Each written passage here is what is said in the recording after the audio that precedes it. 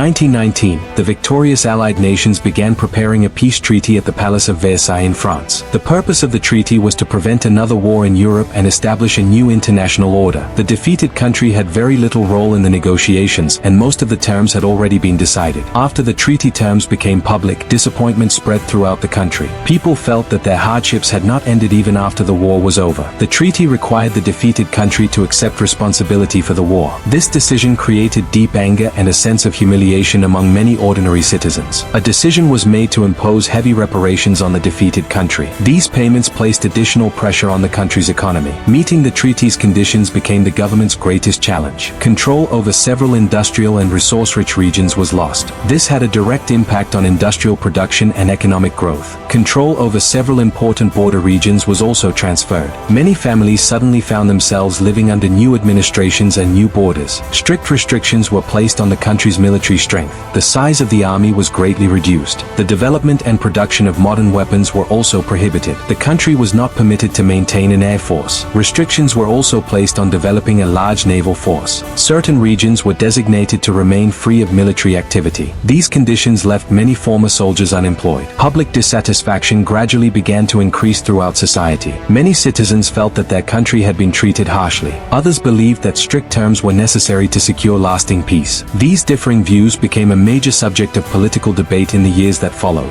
Economic difficulties began affecting industry and trade. Daily life became increasingly difficult for many families. Unemployment and inflation made life even more difficult for ordinary people. Feelings of uncertainty about the future continued to grow among the population. Many citizens began looking toward new political alternatives in the hope of change. Discussions spread throughout society about how the country could regain its former position. The question of national honor became a major topic of public discussion. Economic crisis and political instability intensified simultaneously. Many people began losing confidence in the traditional political system. Society gradually became divided among different political ideologies. Other European countries were also closely watching the growing unrest. In the years that followed, these conditions began reshaping politics across Europe. The growing tensions affected not only borders but also society and public opinion. Historians generally agree that the Treaty of Versailles deeply influenced European politics, although World War II resulted from multiple political, economic, and diplomatic factors rather than this treaty alone.